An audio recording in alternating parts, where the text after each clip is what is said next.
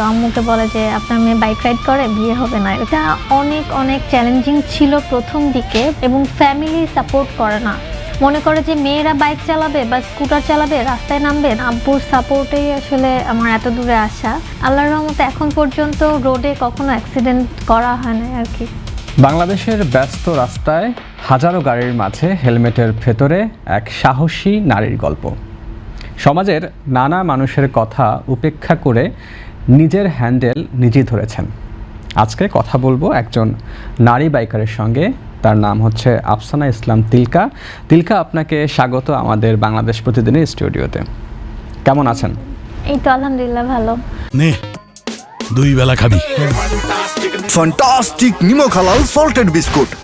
শুরুতে জানতে চাই যে আপনার বাইকের যে ভালোবাসাটা, এটা আসলে কত সালে এই ভালোবাসাটা গ্রো করে এবং বাইক শিখেছেন কিভাবে?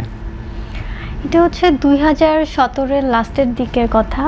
তো তখন যাতায়াতে খুবই কষ্ট হতো, বাসে যাতায়াত করতে হতো। তখন আমি মেডিকেলে নতুন ভর্তি হয়েছি। সো মিরপুর থেকে মগবাজার আমার মেডিকেল ছিল, ক্লাস করতে আসা যাওয়া খুবই টাফ ছিল।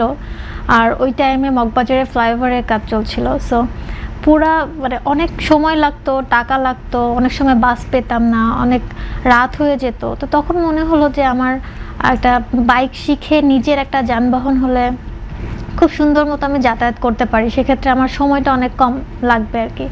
তো ওই থেকেই আমার বাইকটা শেখা। প্রথমে স্কুটার শিখি, তারপরে মনে হলো যে না, আমি স্পোর্টস বাইক চালাবো, তারপরে স্পোর্টস বাইক শেখা আর কি। প্রথম স্পোর্টস বাইক কোনটা ছিল?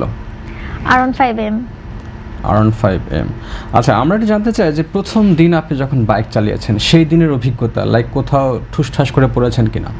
আচ্ছা, এটা হচ্ছে একটা মেলা ছিল, বাইকের যে মেলা হয় না বসুন্ধরাতে। তো ওখানে মানে অনেক ফিমেল রাইডাররাই চালাচ্ছে, কিন্তু তখন আমি চালাতে পারি না। তখন আমার মনে হলো যে আমি একটু শিখি, যেহেতু আমি স্কুটার পারি। FZS ভার্সন 2 দিয়ে তখন আমি প্রথম মানে ট্রাই করে প্রথমবার মনে হচ্ছিলো যে পড়ে যাব, পরবর্তীতে ব্যালেন্স করে ফেলি। তারপর যখন 1 রাউন্ড 2 রাউন্ড দিয়ে আসি, তখন মানে এত ভালো লাগছিল, মানে ওইটা আসলে এক্সপ্লেন করার মতো না, মানে খুবই ভালো লাগছিল। যে তখন আমি ডিসাইড করি যে না, আমি একটা স্পোর্টস বাইক নিব, অনেক মানে চালাবো। কারণ নেকেড বাইক থেকে আমার মনে হয় কি স্পোর্টস বাইকটা আমার কাছে সেফ মনে হয় বেশি, কারণ ওয়েট কম আর কিটটা মনে হয় কি আমাকে সেফ করে রাখছে। সো এই জন্য আমার স্পোর্টস বাইক চুজ করা আর কি। আচ্ছা, বাইক নিয়ে কখন পড়েছেন? বাইক নিয়ে পড়েছি, বাট চালানোর সময় না। একবার একটা 300 ফিটে আমরা ট্যুরে গিয়েছিলাম। আমাদের ফিমেলদের একটা গ্রুপ রয়েছে, যারা সবাই মেয়েরা আর কি বাইক রাইড করে অথবা স্কুটার রাইড করে। তো তখন আমি হচ্ছে সবাই রেডি হচ্ছে, আমি রেডি হয়ে বসে আছি অলরেডি। তো আমার চাকার ডিস্ক লক ছিল, যেটা আমার মানে আনলক করতে ভুলে গেছি লকটা। তো তখন আমি যখন হঠাৎ করে টান দেই, তখন ওইটাতে আটকায় যায় আর কি। তো ওইটা আমার ভুলের কারণেই আমি পড়েছি আর কি। বাট আল্লাহর রহমতে এখন পর্যন্ত রোডে কখনো অ্যাক্সিডেন্ট করা হয় না আর কি। বাংলাদেশের একজন নারী হিসেবে এই যে বাইক চালানো, এটা আসলে আপনার কাছে কতটা চ্যালেঞ্জিং মনে হয়? এটা অনেক অনেক চ্যালেঞ্জিং ছিল প্রথম দিকে, বাট আস্তে আস্তে এখন এটা অনেকটা কমে গিয়েছে। তারপরেও অটোরিকশার মাঝখানে বা এই বড় বড় গাড়ির মাঝখানে, ট্রাকের মাঝখানে এটা চালানো এবং ফ্যামিলি সাপোর্ট করে না। সবচেয়ে প্রথম কথা হচ্ছে এটা, যে অনেকেরই মনে করে যে মেয়েরা বাইক চালাবে বা স্কুটার চালাবে, রাস্তায় নামবে, তার মানে অ্যাক্সিডেন্ট হবে বা যাবে অন্যজনকে লাগাই দিবে। তো এই জিনিসগুলো থেকে বেরিয়ে আসতে পেরে আমি নিজেকে অনেক ভাগ্যবতী মনে করি, এবং যারা মানে আস্তে আস্তে পেরেছে তারাও অনেক ভাগ্যবতী। আপনার পরিবারের কোনো সদস্য, যে আপনি বাইক রাইড করেন বা নারী বাইকার, এটা নিয়ে আপনার পরিবারের কে গর্ববোধ করেন? আমার বাবা ছিলেন, আব্বুর সাপোর্টেই আসলে আমার এত দূরে আসা। আম্মু কখনোই সাপোর্ট করে নাই, সবসময় মানে এখন পর্যন্ত বলে যে থাক, বাইক চালানো বাদ দিয়ে দে, এরকম টাইপ। বাট আব্বু অনেক সাপোর্ট করছে, বলছে যে একদিন ঠিক হয়ে যাবে এগুলা। তো তখন আমি হচ্ছে, যেহেতু তখন আমি নতুন ছিলাম, তো নতুন তখন খুব কম সংখ্যক নারী রাইডার ছিলেন। তো আস্তে আস্তে আমি চেষ্টা করেছি অনেক নারী রাইডারকে মানে অনেক মেয়েদেরকে রাইড শেখানো, স্কুটার বাইক শেখানো। তারপর আস্তে আস্তে কিন্তু এটা অনেক বেড়েছে। যেহেতু আপনি বাইক চালান এবং অনেক দিন ধরেই চালান, সো মানুষের কাছ থেকে আসলে কি ধরনের মন্তব্য আপনি পান? অনেক রকম মন্তব্য, খারাপ ভালো। আসলে ভালো থেকে খারাপটাই বেশি। যেরকম আমি যখন বাইকে কোনো ট্যুরে যাই বা কোনো ছবি আপলোড করি ফেসবুকে, তো আমার আত্মীয় স্বজনরা তো আছেই, তো আম্মুকে বলে যে আপনার মেয়ে বাইক রাইড করে, বিয়ে হবে না, এরকম টাইপের। তো এটা শুনতে যদিও ফানি শোনা যায়, বাট ওনারা এটাই ধরে রাখছে যে এই মেয়ের হচ্ছে ভালো কোনো ভবিষ্যৎ নাই। কারণ একটা বাইক রাইড করে মেয়ে অবশ্যই উগ্র, বা মানে মানুষের থিঙ্কিংটা এরকম হয়, বা আশেপাশে মানুষজন কি বলবে। তারপর আপনি যখন মানে আমরা যখন মেয়েরা রাস্তায় নামি বাইক নিয়ে, তখন রিক্সাওয়ালারা পর্যন্ত হচ্ছে মনে করে যে আমরা পারি না, বা আমাদের জন্য ওনাদের লেট হচ্ছে এরকম। বাট আমার মনে হয় যে আমি যদি ঠিক থাকি, ওনাদের কথা মেনে চলি, তখন অনেক সাপোর্টও পাওয়া যায় অনেক ক্ষেত্রে। কখনো কি এমন হয়েছে যে কেউ একজন মন্তব্য করলো এবং আপনি সেই মন্তব্য শুনে অনেক মনে কষ্ট পেয়েছেন? সেরকম যদি কোনো ঘটনা আমরা একটু জানতে চাই আপনার মাধ্যমে।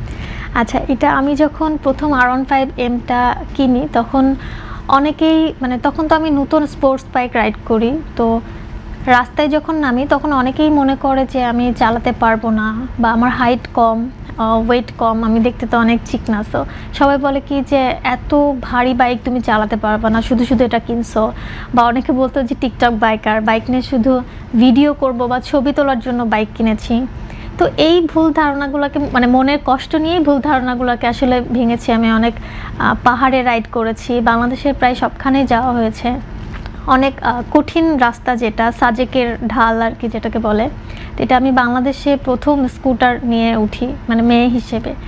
তো এটা আস্তে আস্তে মনের কষ্ট নিয়েই আর কি স্বপ্নগুলোকে জয় করেছি। কারো মনের মানে কেউ আপনাকে নিয়ে কমেন্ট করেছে, কেউ আপনাকে কিছু বলেছে এবং সেটা আপনার মনে অনেক বেশি বিঁধেছে আর কি, এরকম কোনো মানে কারো কথাকে মনে পড়ে? কারো স্পেসিফিক ওইভাবে আসলে মনে রাখি নাই, কারণ মনে রাখলে তো আমি সামনের দিকে এগিয়ে যেতে পারবো না। তো আমি চেষ্টা করেছি ওগুলা নিয়ে মানে সামনের দিকে এগিয়ে যাওয়ার জন্য, ভুলে যেয়ে আসলে। তো ওইগুলো আসলে মনে রাখি নাই। যখন কেউ কিছু বলে তখন আপনি আসলে এটা সামাল দেন কিভাবে? আসলে কি নিজেকে মোটিভেট করেন? লাইক আপনার মতো তো অনেক মেয়ে বাইকার আছেন, তারা আসলে হয়তো আপনার এই ভিডিও দেখে উপকৃত হবে, এবং আপনি আসলে নিজেকে নিজে মোটিভেট আসলে কিভাবে করেন? আচ্ছা, যেহেতু এই বাইক রাইডিংয়ের মাধ্যমে আমি খুব ভালোভাবে আমি এক স্থান থেকে আরেক স্থানে যাচ্ছি, আমার কাজগুলো খুব ভালোভাবে সম্পন্ন করছি, আমার যাতায়াতের সময় কমছে, আমার খরচ কমছে।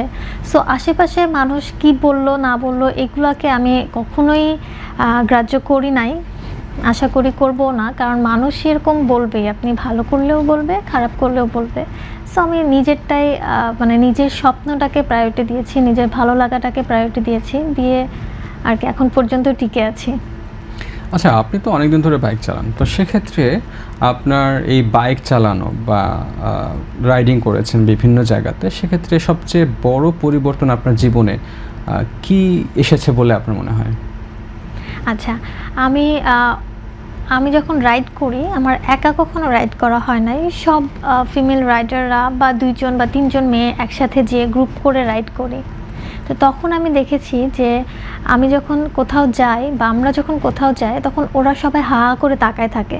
তো তখন আমার মনে হয় যে না, তখন নিজেকে মানে ভালো লাগে, তখন মনে হয় কি না আরও পরিবর্তন আনবো এবং আমি রাইডটা আরও ভালো মতো করবো, আরও নতুন জায়গায় যাব। এই যে বিভিন্ন জায়গা আমরা ভিজিট করি, এগুলো মনে হয় যে মানে নিজের থেকেই পরিবর্তন নিয়ে আসে, যে আরও যাব কোথাও।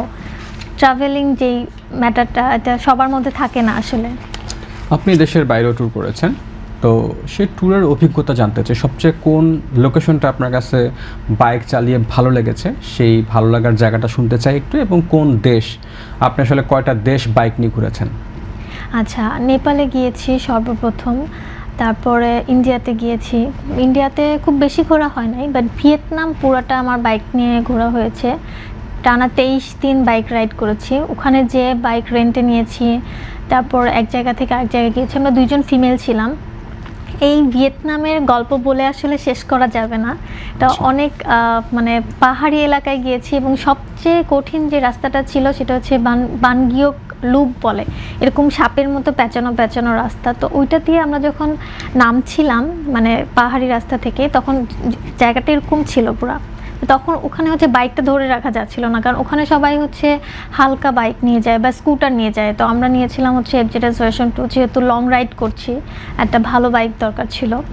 তো ওই জায়গা থেকে মানে বাইকটা নেমেও ধরে রাখা যাচ্ছিল না, বাইক একবার পড়ে গেছে, তারপরে সবাই মিলে এসে ধরে তারপরে হাত দিয়ে বাইকটা নামানো হয়েছে। তো ওইগুলো ছোট ছোট অনেক মেমোরিজ রয়েছে। সবচেয়ে সুন্দর লোকেশন আসলে কোনটা ছিল আপনার দেখা মতে, মানে আপনি দেখেছেন এবং আপনার একেবারে চোখ জুড়িয়ে গেছে, এরকম লোকেশন যদি বলি আপনাকে, তাহলে আপনার কোনটা মনে হবে সর্বপ্রথম? এটা হচ্ছে বানা হিল। বানা হিলটা অনেক সুন্দর। এটা হচ্ছে সাপাতে অবস্থিত, ভিয়েতনামের সাপাতে। এত সুন্দর, মানে অনেক উপরে, তো পাহাড়ের অনেক উপরে, তখন পুরোটা হচ্ছে মেঘ দিয়ে ঢাকা। তো আপনি যখন সকালে ঘুম থেকে উঠবেন তখনও দেখবেন যে মেঘে ঢাকা, আবার মানে সারাদিনই মেঘে ঢাকা থাকে, একটু পরপর বৃষ্টি হচ্ছে, মানে অসম্ভব সুন্দর, আসলে বলে বোঝানো সম্ভব না। বাংলাদেশের সবচেয়ে কোন লোকেশনটা আপনার কাছে অনেক বেশি পছন্দ হয়েছে? কাপ্তাই পছন্দ হয়েছে। কাপ্তাইয়ের রোড থেকে শুরু করে, পাহাড় থেকে শুরু করে কাপ্তাই লেক, এবং কাপ্তাইয়ের রোডগুলো যে সুন্দর পরিষ্কার থাকে, এটা রাইড করে অনেক ভালো লাগে আর কি।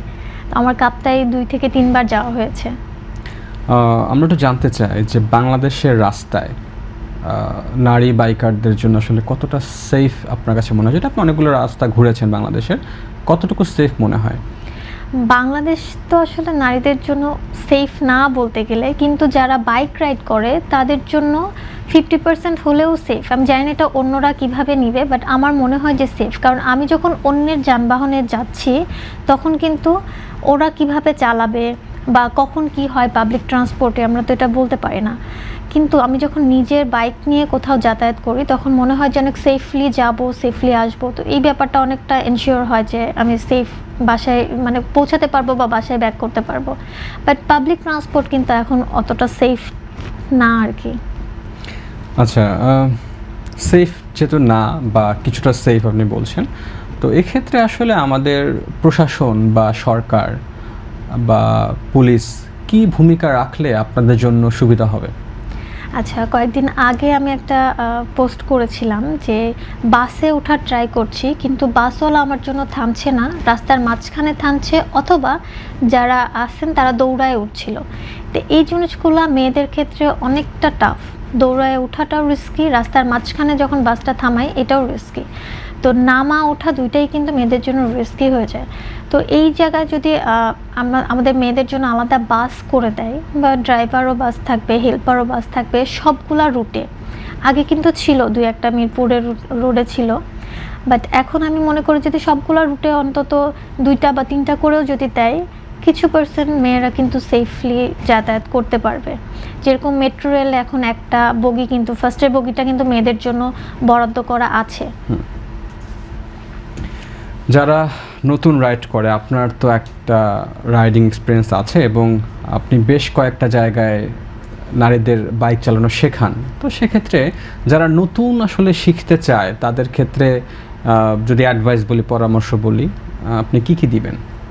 আচ্ছা, নতুন যারাই শিখতে চায় তাদের অনেকের স্বপ্ন থাকে শেখা, অনেকের কাজের জন্য, অনেকের বাচ্চাদেরকে স্কুলে যাতায়াত করার জন্য। তো তাদেরকে আমি বলি যে তাদের একটাই থাকে যে আপু আমি পারবো, তো আমি কিভাবে পারবো, আমি সাইকেল পারি না, আমার হাইট কম, আমি কখনো বাইক বা স্কুটার ধরি নাই, এবং আমার ফ্যামিলি সাপোর্ট করছে না।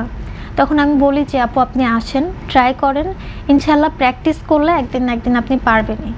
সো প্র্যাকটিস করলে প্রত্যেকটা জিনিসই কিন্তু পারা যায়, এবং সাহস থাকতে হবে এবং ইচ্ছা থাকতে হবে। সো ইচ্ছা এবং সাহস থাকলে যে কেউ পারবে। সেফটির ক্ষেত্রে আসলে আপনার পরামর্শ কি? একটা মেয়ে যদি বাইক চালায় সেক্ষেত্রে তার সবচেয়ে বড় সেফটি কি হতে পারে? আচ্ছা, আমি যেটা বলি যে ওভার স্পিডিং করার কোনো দরকার নাই। সময় নিয়ে আমি বাসা থেকে বের হই এবং সেফটি গার্ড ইউজ করব, এবং অবশ্যই ওভারটেক করব না।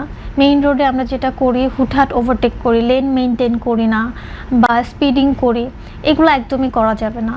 এবং আমরা যে হেলমেটটা ইউজ করি এটা যদি ফুল ফেস ইউজ করি, আমি যদি কখনো পড়েও যাই, আল্লাহ না করুক, আমার ভুলের জন্য না হোক, অন্য কারো ভুলের জন্য পড়ে যায়, তাহলে আমার ফেসটা অ্যাটলিস্ট সেফ থাকবে, মাথাটা সেফ থাকবে।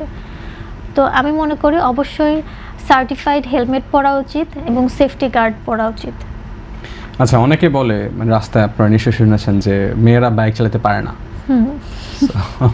এই বিষয়টা আপনি কিভাবে দেখবেন বলেন তো? আচ্ছা, এটা আমাকে এখনও শুনতে হয় আসলে।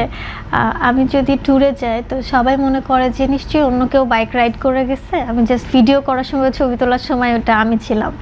তো ব্যাপারটা আসলে এটা আস্তে আস্তে পরিবর্তন হবে, কিছুটা হয়েছে।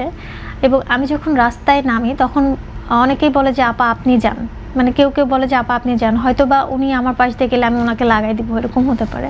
সো এই জিনিসগুলো আমি অনেক ফেস করি আর কি। সবচেয়ে ভয়ঙ্কর রাইডিং এক্সপিরিয়েন্স আপনি বলেছিলেন, এবং বাংলাদেশের ক্ষেত্রে আসলে আপনার সবচেয়ে রিস্কি যে রাস্তা, এটা কোনটা মনে হয়? এটা এখন ওই যে কেওক্রাডাং যাচ্ছে যে সবাই, অনেক ভাইরাল একটা প্লেস। এই জায়গাটা অনেকটা রিস্কি, কারণ এখানে যখন আমরা যাই লেন মেনটেন করি না। বাংলাদেশিদের একটাই সমস্যা, বিশেষ করে পাহাড়ি রাস্তায় আমি মনে করি যে লেন মেনটেন করা উচিত, এবং এটা হচ্ছে না করলে আপনার অ্যাক্সিডেন্ট হবে মাস্ট। কারণ ওই পাহাড়ের ওপরের রোডগুলো তো অনেক সরু থাকে, যেটা মানে আমাদের যেরকম 4 লেন 5 লেন থাকে, এগুলো তো 4 লেন থাকে। তো ওই পাহাড়ি রাস্তাগুলোতে শুধু যাওয়া আর আসা, সো ওই জায়গাগুলোতে যখন লেন মেনটেন হয় না বা যে লুপগুলো থাকে ওগুলোতে যখন আমরা ওভারটেক করতে যাই, ওই জায়গাগুলোতে অ্যাক্সিডেন্ট হয়, ওটা অনেক রিস্কি আর কি। তো আমরা যদি নিয়ম মেনে চলি, কোনো কিছু আসলে রিস্কি না, সেফভাবে চলা যাবে। সবাইকে নিয়ম মেনে চলতে হবে। আচ্ছা, আমরা তো যারা কাজ করছে বিভিন্ন জায়গায় বিভিন্নভাবে, তারা অনেককে অনুকরণ নয় অনুসরণ করি। তো সেক্ষেত্রে আপনার এই যে সাহসটা, এক্ষেত্রে আপনি আসলে আপনার সাহসের উৎস কে বা কাকে দেখে মনে হয়েছে যে না আমার ওরকম হতে হবে, বা সাহসের জায়গাটা আসলে কে তৈরি করেছে আপনার? আচ্ছা, আমি একটা মুভি দেখেছিলাম আই এম নাম্বার 6। তো ওখানে আই এম নাম্বার 6-এর মধ্যে হচ্ছে আই এম নাম্বার 4 থাকে আর 6 থাকে। 6টা হচ্ছে মেয়ে, স্পোর্টস বাইক চালায়, আর 4টা হচ্ছে ছেলে। তো মেয়েটা সবসময় স্পোর্টস বাইক চালায় এবং খুবই সাহসী থাকে, ছেলেটাকে যেভাবেই হোক সেফ করে। তখন আমার ওইটা দেখে মনে হয়েছে যে না, আই এম নাম্বার 6 হতে পারি। তো ওইখান থেকে আমার স্পোর্টস বাইকটা আসলে ভাল লাগছে আর কি। আপনাকে যদি অপশন দেওয়া হয় যে আপনি একদিনের জন্য বাংলাদেশের কোথাও ঘুরতে যাবেন বাইক নিয়ে, তাহলে আপনি সেটা কোন জায়গাটা আপনি পছন্দ করবেন? অবশ্যই কাপ্তাই, কারণ কাপ্তাই গেলেই মনটা একদম ঠান্ডা হয়ে যায়। খুব ভালো লাগে। আমার মনে হয় কি সব বাইকারদের, আর যারা বাইকার না তাদেরও যাওয়া উচিত। বাংলাদেশের যে সুন্দর সুন্দর প্লেস রয়েছে ওগুলো ভিজিট করা উচিত। সবশেষ, বাংলাদেশে যারা বাইক চালায় বা বাইক রাইড করে তাদের উদ্দেশ্যে কি বলবেন? মেয়েদের উদ্দেশ্যে বলবো প্রথমেই যে সাহসী হতে হবে এবং নিজের মনের শক্তি, নিজের মনের যে স্বপ্নটা আছে সেটাকে আরও নিয়ে এগিয়ে যেতে হবে। এবং অবশ্যই যারা বাইক রাইড করতে চায় তাদেরকে ওয়েলকাম, যে আসেন। রাস্তায় নামলে আসলে বোঝা যাবে, আপনার কপালে যদি অ্যাক্সিডেন্ট লেখা থাকে তাহলে অন্যের বাইকে উঠলেও হবে, সেটা নিজে রাইড করে হলে কিন্তু আরও ভালো। আমার যেটা মনে হয় যে অন্যের বাইক থেকে পড়ার থেকে নিজে রাইড করে নিজে কোনো কিছু করে যদি আমরা পড়ে যাই, সেটাও কিন্তু আমার মনে হয় কি যে একটা অ্যাচিভমেন্ট। তো আমি বলবো যে সাহস রাখতে আর নিজের মনের শক্তিটা আর স্বপ্নটাকে জাগিয়ে তুলতে। তিলকা, আপনাকে অনেক ধন্যবাদ। দর্শক, তিলকা শুধু একজন নারী নন, তিনি একজন চলমান অনুপ্রেরণা বাংলাদেশের নারীদের জন্য। এবং যারা আসলে বাইক রাইড করেন বা বিভিন্ন যানবাহন চালান তাদের উদ্দেশ্যে আমাদের একটাই কথা, যে একেবারেই বাসায় না ফেরার চেয়ে দেরিতে ফেরা হলেও ভালো। দর্শক, ভালো থাকুন আপনারা। নতুন কোনো বাইক রাইডার নিয়ে আমরা অবশ্যই আপনাদের সঙ্গে আবার কথা বলবো। ধন্যবাদ সবাইকে। আল্লাহ হাফেজ।